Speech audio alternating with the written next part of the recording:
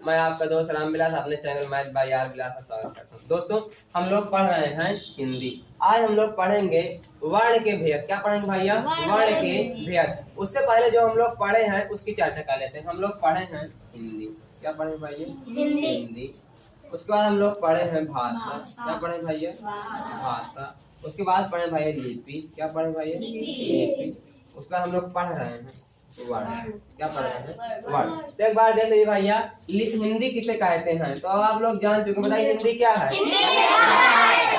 तो एकदम आसान है भैया। यदि आप सवाल पूछे हिंदी क्या है तो आप बता दीजिए हिंदी या हिंदी या भाषा। फिर बात आती है भैया भाषा क्या है?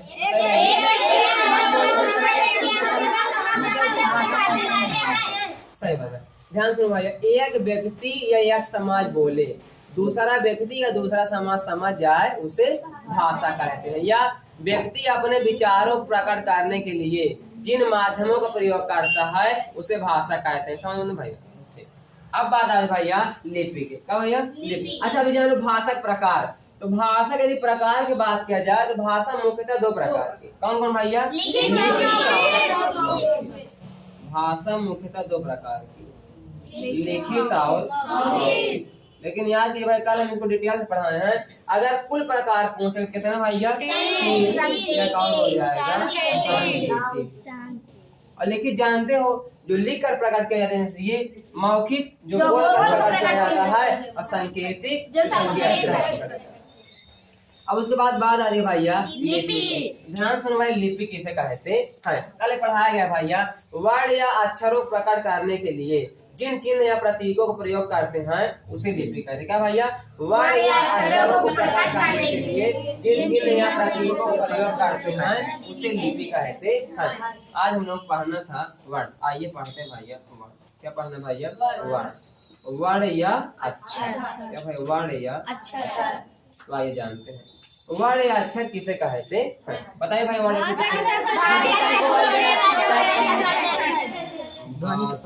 प्रतीक को वर्ण अक्षर कहते हैं। भाषा की सबसे छोटी इकाई को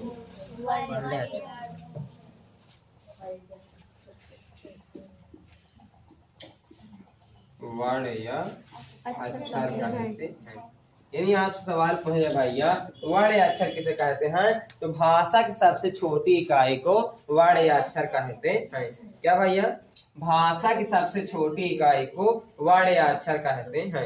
एक परिभाषा कल आपको और बताई गई थी। बताइए भाई। ध्वनि के प्रतीक को वर्ण या अक्षर कहते हैं। ध्वनि के प्रतीक को वर्ण या अक्षर कहते हैं। क्या भैया? ध्वनि के प्रतीक को वर्ण या अक्षर कहते हैं। एक परिभाषा और बताई गई, जिसके टुकड़े न किए जा सके उसे वर्ण या अक्षर कहते हैं। अब देखिए भाई, इसमें से वर्ण संबंध आपको सवाल पूछे गए हैं, उसको आप लोग देखिए बताइएगा। पहला सवाल है जैसे आप सामने, भाषा की सबसे छोटी इकाई। पहला सवाल क्या है भैया? भाषा की सबसे छोटी इकाई। सवाल आपसे ये पूछा। दूसरा सवाल इसे पूछा गया है, भाषा की सबसे छोटी मौखिक इकाई। मौखिक इकाई। इसी प्रकार सवाल आपसे पूछा गया है, भाषा की सबसे छोटी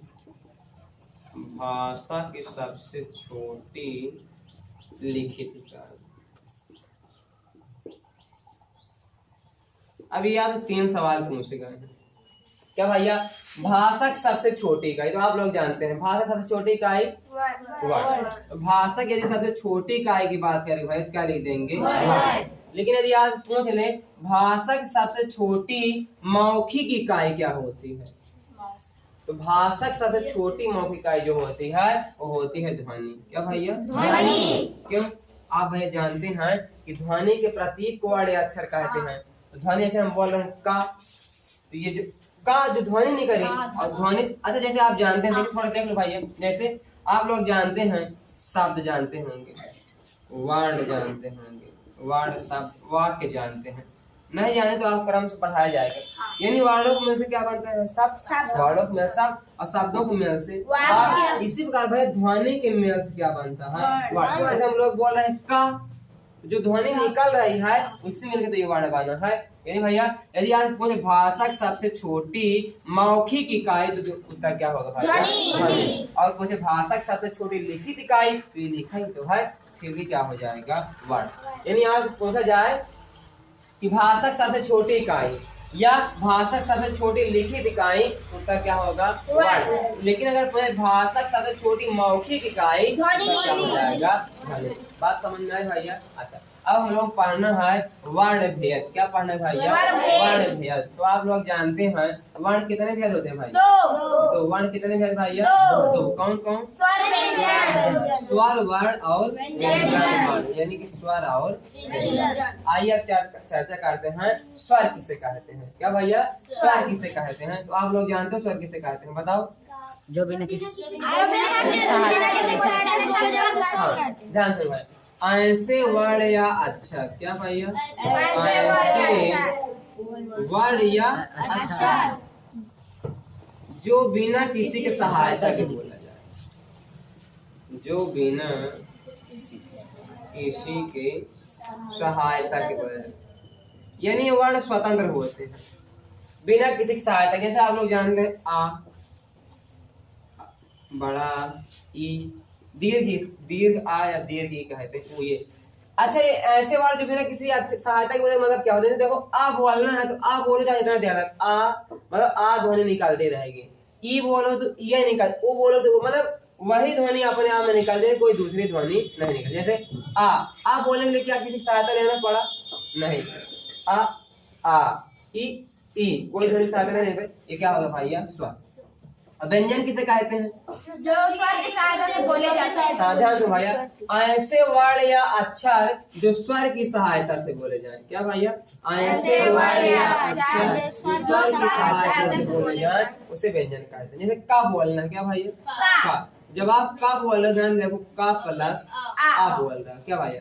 का प्लस आ, देखो का तो लाभ क्या निकल रहा है? आ ना, यानी भैया ये स्वर के सहायता से बोला जाता है। तो व्यंजन किसे कहते हैं? ऐसे वर्ण या अक्षर जो स्वर की सहायता से बोले जाएं उसे व्यंजन कहते हैं। ठीक भैया? अच्छा, आज हम लोग पढ़ेंगे स्वर के बारे में। क्या पढ़ेंगे भैया? स्वर के बारे में।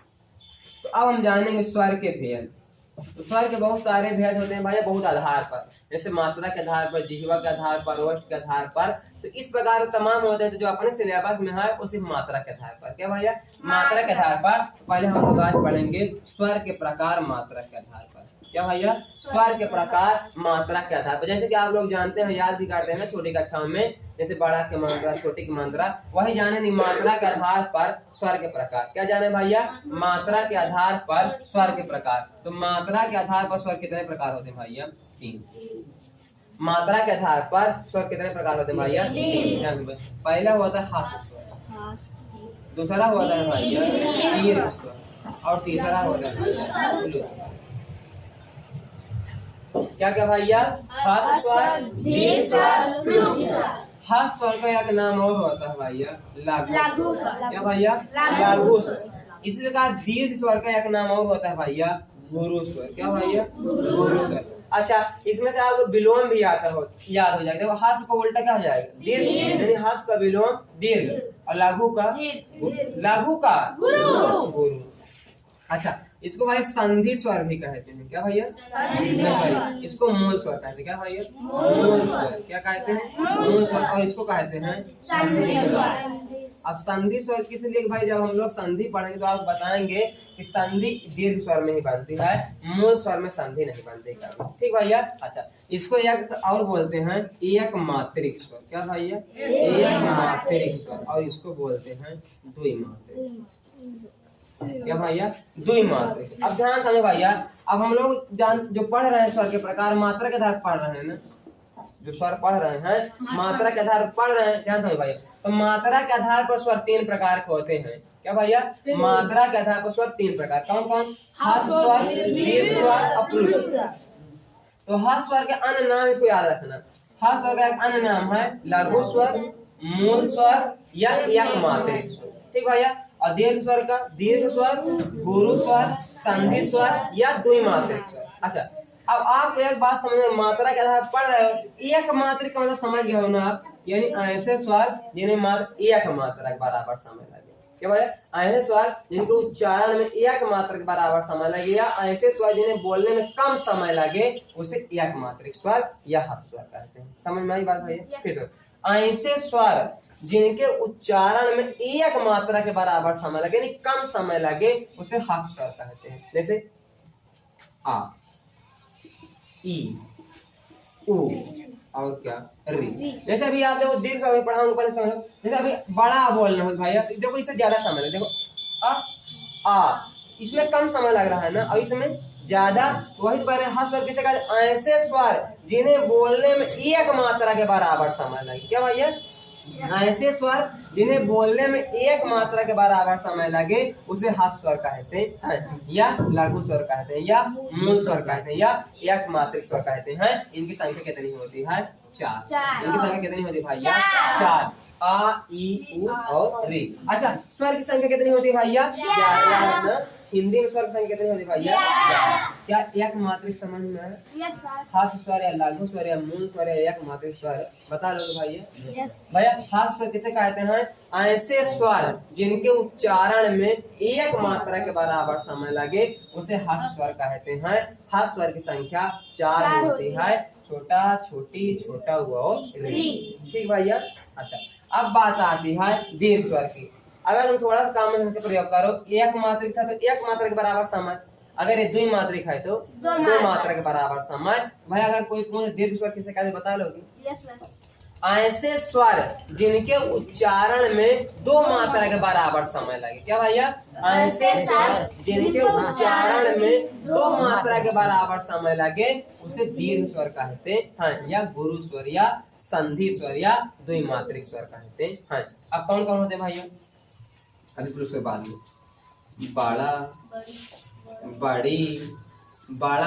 अच्छा, बड़ी री होती है अपने मूल भाषा में, संस्कृत में यहाँ नहीं पढ़ेंगे। फिर क्या हो जाएगा भैया? ए, आए, ओ और आओ। तो इनकी संख्या कितनी होगा? 1, 2, 3, 4, 5, 6, 7। भैया दीर्घ स्वर की मात्रा कितनी हो जाएगी? 7। क्या समझ में? अच्छा, एक बात याद रखना भैया, ये जो ए, आई, ओ, आओ हैं, इनको संयुक्त स्वर कहते हैं। क्या भाई? संयुक्त। क्या कहते हैं भाई? संयुक्त स्वर। क्या आपको दीर्घ स्वर समझ में आया भैया? ध्यान से भाई, दीर्घ स्वर ऐसे स्वर जिनके उच्चारण मतलब बोलने में, ऐसे स्वर जिनके उच्चारण में दो मात्रा के बराबर समय लगे। कितने? दो मात्रा के बराबर समय लगे, उसे दीर्घ स्वर कहते हैं। जैसे बड़ा, आ, इससे ज्यादा इसमें समय लग रहा है ना। ई, उ। अब देखो ए, आई, ओ, आओ, यानी कि इनमें इनके अकॉर्डिंग दुगना समय लगता है। तो भैया दीर्घ स्वर किसे कहते हैं? ऐसे स्वर जिनके उच्चारण में दो मात्रा के बराबर समय लगे, उसे दीर्घ स्वर या गुरु स्वर या संधि स्वर या द्विमात्रिक स्वर कहते हैं। समझ नहीं बात भैया? अब हम लोग पढ़ेंगे प्लुत स्वर। क्या पढ़ेंगे भैया? प्लुत स्वर। अब प्लुत स्वर क्या होता है भैया? ऐसे स्वर, इसको कहते हैं त्रिमात्रिक। क्या भैया?